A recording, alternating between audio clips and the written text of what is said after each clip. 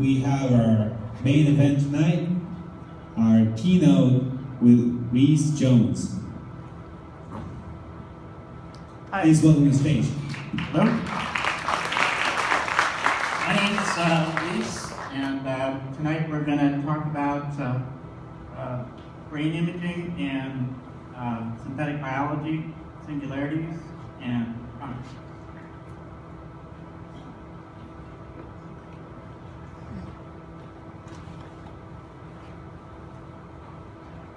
So I started out doing biophysics, focusing on the chemical defect behind schizophrenia using PET and MRI imaging to compare and contrast that, and in particular looking at a regulatory network. So with PET, you're injecting a positron emitting thing into the person, and it's a molecule that has biochemical behavior, so it goes where it's supposed to go as a biochemical. And so you, in this case, looking at sugar, you can see where in the brain is active in different conditions of thinking by how much sugar is used. And the way PET works is the isotope emits a positron, it finds an electron, they annihilate and send out light, essentially in 180 degrees apart, and with a ring of cameras around the person's head or body, you can detect where something is at any given time. And so this is the type of technology that I was working on developing at the time, and it's a complicated problem where you have hundreds and hundreds of cameras around, gamma ray sensitive cameras around a person's head, and each of those is attached to a sensor, and each of those to a computer. So this is in the time before computer networking, and all of those computers had to be attached together with wires so that they could pull in the data. And at the same time as knowing what you're looking at with PET, knowing where you're looking with a CAT scan, so the same person in the same experiment would first go through the CAT scan with a reference mask on, then go through the PET scan, so you know what is being looked at and where it's being looked at.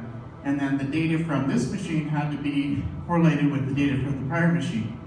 And then the third part of the experiment was MRI, which was new at the time, which uses magnets and microwaves, basically, to tell where things are. And combining the three together was part of the experiment. So in the case of MRI, the molecule that people are mostly looking at is protons or hydrogen, and with by changing the spin of them in the magnetic field, you can do the flow of blood, which is more or less the brain activity, and you can find similar results from blood flow that you would find from sugar consumption. So in the case of schizophrenia, comparing PET and MRI to normal with the twin who has schizophrenia, a rare find, we could localize into which areas of the brain were operating slower or faster in the case of a schizophrenic episode versus normal. And then the multimodal is registering the different kinds of imaging together in the computer and then doing a subtraction. And it turns out that that's a useful way to notice things that are metabolizing in an unusually fast way, in this case, a brain tumor. In that on the MRI, you can see where it is, and in the PET, you can see what is being metabolized. And this happened to be consuming the amino acid that is also related to the defect in schizophrenia, which is how I got sidetracked into this project. But it turned out it was a good tracer for finding brain tumors. And The way you make these tracers is on a cyclotron, of which you bombard nitrogen with protons. Some of them become carbon-11. You synthesize that into the molecule that you want and purify it and inject it into the patient. And the same kind of cyclotrons can be used once you've identified where a tumor is to, for example, burn the tumor out from inside the patient. And so this is something that's an extraordinarily expensive machine to build, but because it accelerates high energy particles, they can enter without causing much damage. As they slow down, they cause a large amount of damage, and if you tune it just right, it'll stop before it reaches the far end of the tumor. And you can actually burn tumors out with no penetration of the skin. So while I was doing that, at Berkeley, my hobby, which was my actual passion at the time, was phone hacking. And so I would go to the homebrew computer clubs meetings, which were close by here at the Slack Accelerator, and that's where I met a number of other people who were into phone hacking.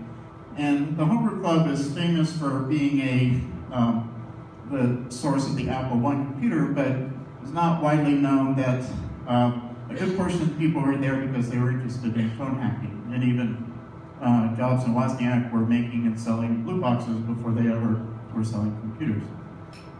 And so the blue box is basically something that you can probe the largest, most complicated network humans have ever made, which is the worldwide phone network, has now become the internet. And it was a tool at the time that just using sound tones, you could probe into the network and figure out how it's working inside.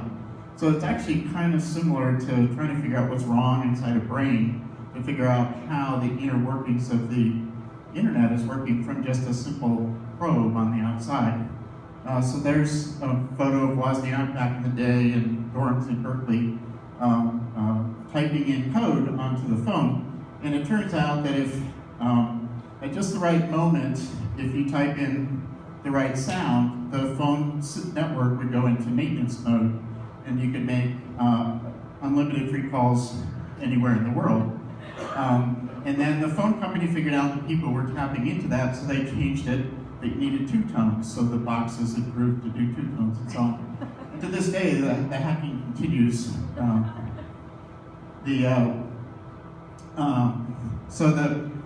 At Berkeley, when the Macintosh first came out, inspired by the homebrew club, we started a Macintosh club that essentially was a gathering much like this, where people were fearless about taking apart their machines, modifying them to improve them, trying to figure out new uses for them, and solving problems. And so it was a group collective, how do you do this? How do you hack this type of meetings that went on for many years.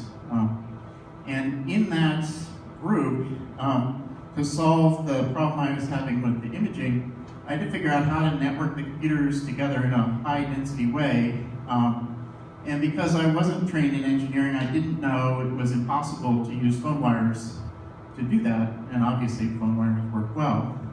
So I ended up making, this is my hobby, mind you, little kits in baggies that people could solder the parts together themselves, and we would have make it yourself night, and people would learn how to make these things. And what happened is companies started coming to the meetings and say, well, we want some already made, already assembled. And I said, oh, okay, we can hire some undergrads and make these things. And they said, well, we want 1,000 of them. And I said, 1,000? Well, that's going to take a little while. And they said, no, we want 1,000 per week. And so we ended up, or I started a company to make these things. And very rapidly, the next right thing to do is after you hook the computers together, how do you hook the buildings together, and then how do you hook the cities together, and how do you make sure the network is running, and how do you manage it, and all of these do the next right thing came up. And so what the company, Farallon at the time, ended up doing was having a very substantial business as my hobby. And because telephones carry sound, it was a natural thing to convert the sound into computer form, and this established the first sound use in computers and the first sound codec formats for use on the internet, and that have evolved into the way sound exists today, both on Windows and Macintosh, and sort of NP1 and 2, the beginning of Skype, and so on. So I went to my thesis advisor and said, what should I do? This business is taking over all of my attention. And he said, well, young man, if I were you, I would take a leave of absence. And so I did. And the first company was called Farallon, and that grew to over 300 full-time paid people with no investment. The trick there was that each one that we made, the profit from each one would pay for enough to make 3 more. And so if you can get a 75% gross margin on something, you can grow without any cash, without any investment. And it's sort of a magical number. And the technology evolved, of course, that the chips got better and faster, and after 5 years of proving it worked at the million user scale, the IEEE finally agreed and was ratified the colorful wires that we know of as Ethernet today. And those were, Ethernet was originally invented as something that ran on TV type wire, like cable TV. And the invention was really to make it run on phone wire.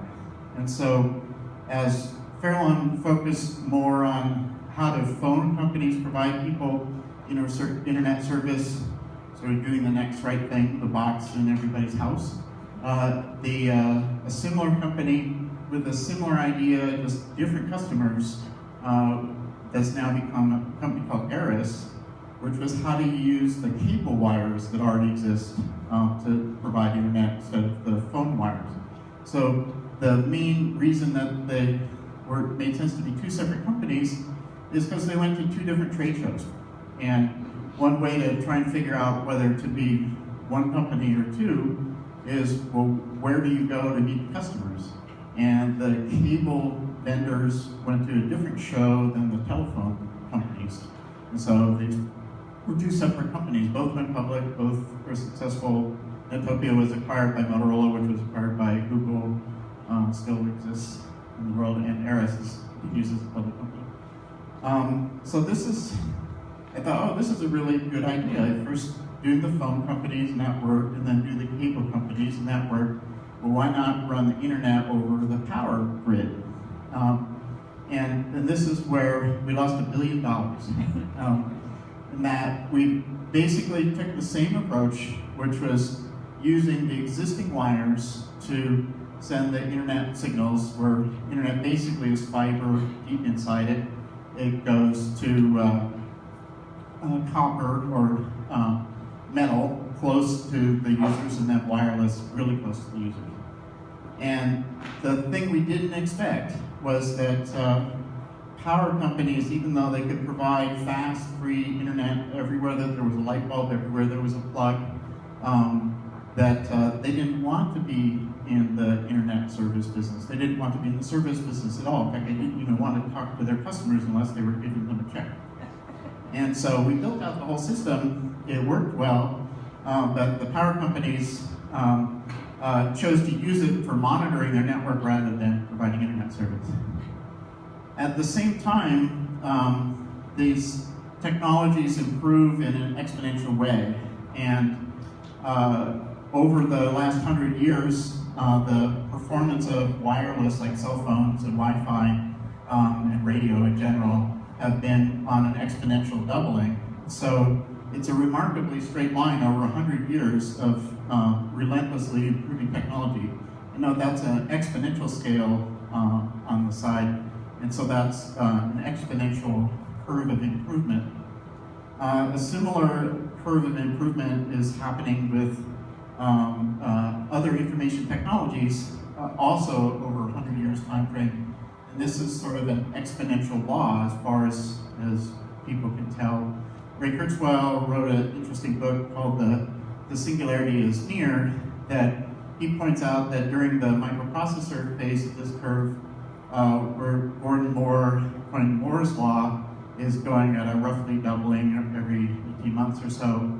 But if you look back at computing technologies, including paper, Jacquard looms, and so forth, they stay on this more or less exponential straight line. And so this seems to be improving regardless of technologies or wars or depressions or inflations or whatnot. And so about 7 years ago, we realized that there wasn't anywhere that taught about this kind of stuff or this kind of thinking.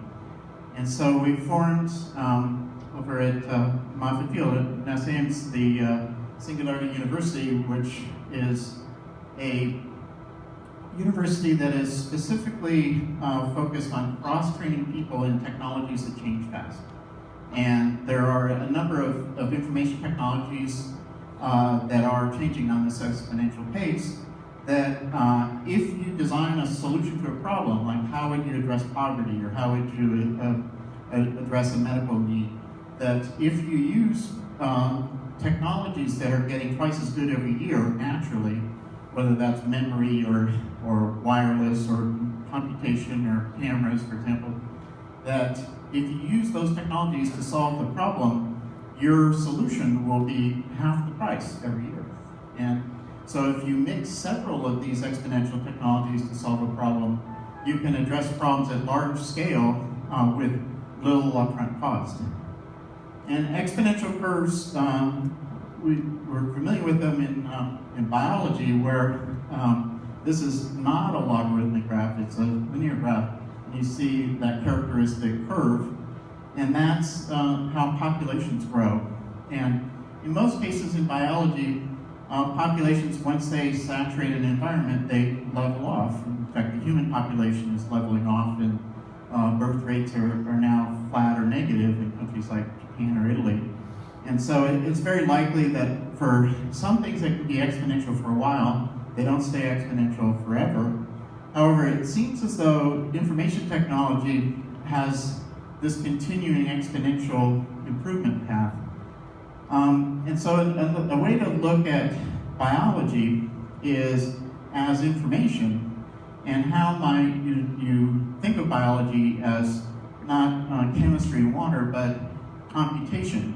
And so computers down deep are programmed with ones and zeros, and the programs are written in abstract languages. Biology down deep is programmed in DNA, and it's a 4-base code, and it can be described in an abstract language, and you can compile the code to run in the organism that you're trying to run it in or modify. And so the parallelism is very complete between computing in binary digital or computing in 4-base DNA in biology.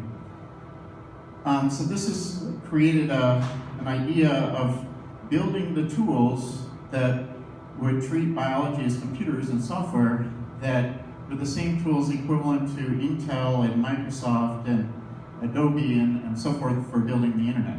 And so that's things that read the data, things that write the data. So that's sequencing DNA and synthesizing DNA and programming DNA in the middle. And then the iterative cycle is you start with something in nature, you improve upon it, you make it and see if it works, and keep debugging it like that. And so the straight line in this graph is Moore's law, which is exponentially improving. And that dotted line is the cost of sequencing DNA, which is, for a while there was going about 5 times faster than Moore's law. And that's because it uses memory and robotics and processors and microscopes, and all of those things are improving at approximately double every 1 to 2 years. So the cost of doing something is going down at an extremely fast rate. And so in treating biology as a programming language, or DNA, the basic process is you read the organism, you figure out what are the subroutines, the genes. You can edit them or add to them, and then synthesize the DNA, get it back into the cell. It's a picture of a bacteriophage, which is like a natural syringe for microbiology. You grow it up, and biology grows at an exponential pace. And so you can actually, the yeast that grows beer, you can add extra programs in there. Just this month, a team showed taking the genes from opium poppies and putting them in beer yeast, such that if you just add water, the beer grows heroin. So the market might be explosive. And you can disrupt certain kinds of markets. There's a cosmetic, or an oil used in cosmetics that is of high quality, and the place it comes from now is the livers of sharks and whales, and that people are hunting and just taking the livers out just to get this chemical. So if you take the genes from the shark liver and put those in the yeast, you can brew basically that same chemical in yeast instead of killing sharks and whales. And it turns out it can be like 1 million times cheaper too. So there's a whole plethora of chemicals that can be made by biology that obviate the need for like harvesting plants and purifying them and so forth. So this is like a brand new home brew of programming biology and creating a new industry, just like the Homebrew Computer Club did. There's people who can design things on their computer or their phone. They can order the DNA of the software that they want to do, and then they can brew it in their garage, just like a garage startup, but in this case, doing synthetic biology chemistry. And so I'll sort of tie this together a little bit, where life is essentially information. And the more complex the information is, the more free will things seem to have. And it's not really been published or carefully analyzed, but if you write software in DNA and you put it in bacteria, which are relatively simple, it's more likely to run than if you put it in yeast, which have a little bit more free will and a lot more complexity. Then if you put it in plants or animals, the animals say, well, that's interesting code, but I'm going to go do something else. And so it's just an anecdotal thing that sometimes biology doesn't behave in a deterministic way, like computers. And so here's a biological computer interface, and that biology is calculating what to do with the data. But sometimes the biology has its own free will.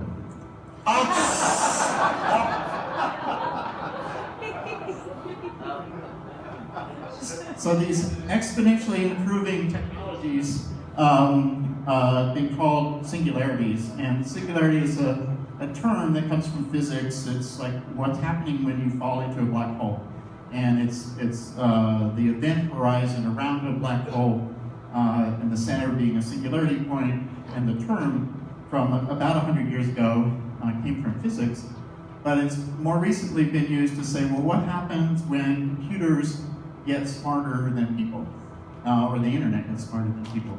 It becomes unpredictable. And that's all that it's saying, is that we can't predict what's going to happen when that happens. It's sort of inevitable that it will happen. So this is a simulation of what a black hole would look like if you could see one optically. And it's thought that black holes are at the center of galaxies and the attractor that holds them together. And that little dot up there is Earth, and the little triangle there is the Kepler telescope and the amount of things it can see. And it's pointing in the direction of places we're likely to go. And so it's sort of searching out what seems like to us far distance, but in the bigger scheme of things, it's actually just stuff that's really close to Earth. And so what does a singularity look like on Earth? And has anybody seen something like this before? This is in Lake Berryessa, close to here, and it is a singularity. And it's not a black hole, it's the water falling into that hole is conserved, and what happens if you were swimming alongside and you fell into that hole would be unpredictable. And so that's why it's a singularity. This is what it looks like in movies. And you see the water's conserved, it actually goes somewhere. And people are curious about these kind of things, singularities. And so here's a group of people on the edge of a singularity or an exponential change, which in this case is waterfall. And you see they're going right up to the edge and they're very happy and comfortable and not too concerned about falling off the edge. But some people are more curious than that, and they go, well, what would happen if I were to actually go over that edge? And it becomes unpredictable, but people try. So here's somebody trying it in a kayak boat. And over he goes, like falling into a black hole. And what happens to him after that isn't mathematically easy to predict. It's sort of chaos. And is he alive? Is he dead? Did he get crushed on the rocks? Or what happens? And that is taking a long time for him.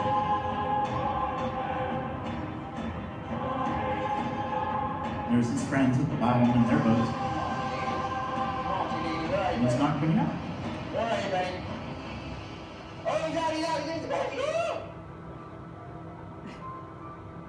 So he does make it out, but a little worse for wear. And so here he's going to try it again.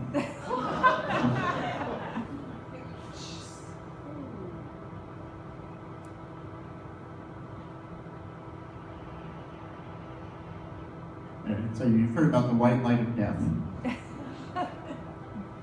That it's not known what happens when you go across the event horizon into a singularity point.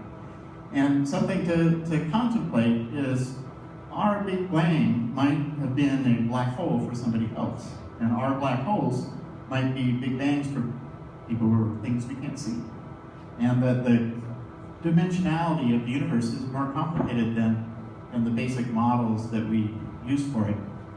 And another problem with sort of addressed with exponential analysis or exponential technologies is, well, what is the origin of life? Did it start here, like Lake Berryessa, or how did it start? So there's, if you look at an exponential plot of the complexity of life, from bacteria to yeast to plants to mammals and so on, and you draw a line through that, it turns out it's a straight line, and it intersects zero at close to 10 billion years ago, which is interesting, especially given that the Earth is only 4.5 billion years old. And so if you're either life started on this planet, got very complicated fast, and then slowed down, and there should be life starting all the time around us, but we don't see that, or life started somewhere before the Earth and arrived here, which is actually pretty sensible, because carbon and oxygen and nitrogen, those couldn't have been formed in the solar system. They had to have come from somewhere else. And so the components of life definitely came from somewhere else. And so why wouldn't you think that life might have come from somewhere else? So an interesting about their concept in physics is, well, what if that projection goes back not just to 10 billion years ago, but maybe 13 billion years ago, and maybe life and consciousness is actually a form of matter, like steam or plasma, and that it's the difference between not life and life is like a phase change, like melting ice or turning into steam. And that maybe the components of life started long before this planet and arrived here in various ways. And so to sort of conclude with, well, what is consciousness? If Max Tegmark thinks it's a state of matter, it's clearly related to complexity. And these are sort of the medical definitions of consciousness. Can you arouse the patient? Are they responsive? Can they understand what you're saying? And do they have a social life? And so not everybody does.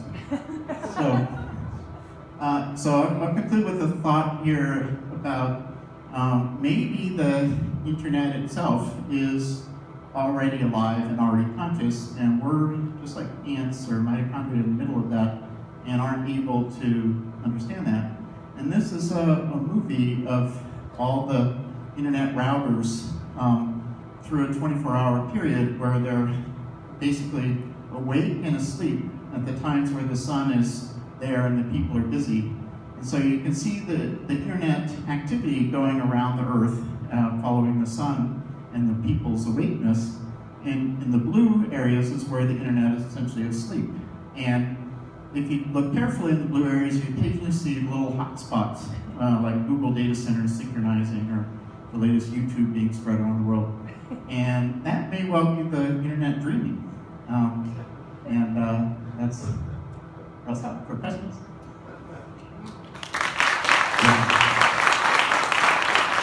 That was one of my most favorite talks. That was amazing. You guys have questions, raise your hands and try to over there. Thank you. What do you think are the your main ethical concerns or environmental hazard for humanity using these kind of technologies? I mean, what are you expecting on the ethical side and the environmental side? Well, most technologies can be used for good or evil. And take, for example, fire. You can cook your food or you can heat your house with it. You can also burn people or burn down whole villages. And so the technology itself is neither good nor bad. It's what people choose to do. It's sort of an ethical evaluation.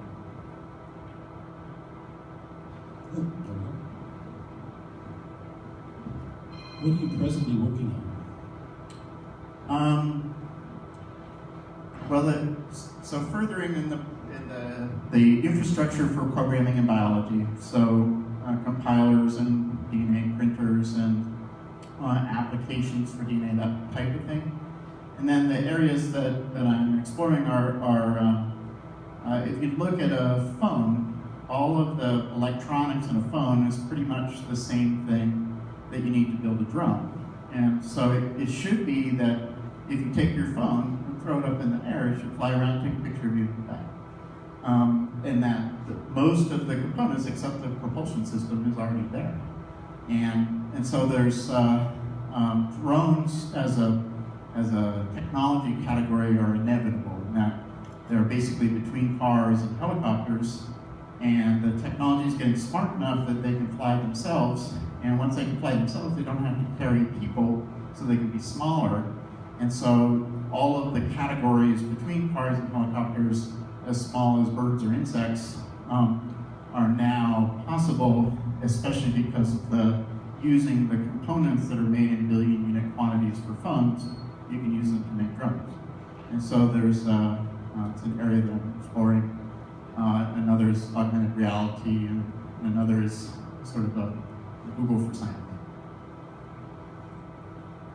With the experience you've had on the studies on the brain, how far are we from controlling hardware with our minds as something common? Well, we're both doing it right now with these devices. That hardware that we're controlling with our minds, we're just deploying our vocal cords in our ears and our hands.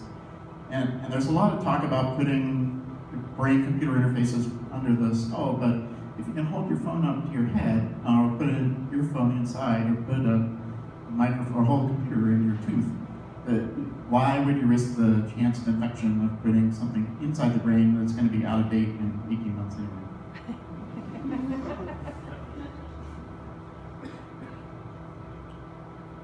Anyone else? All right. Thank you, Reese. This was great. Thanks for having me. Yeah.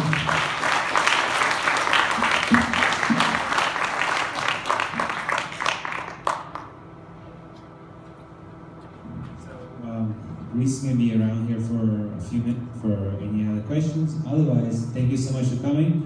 We have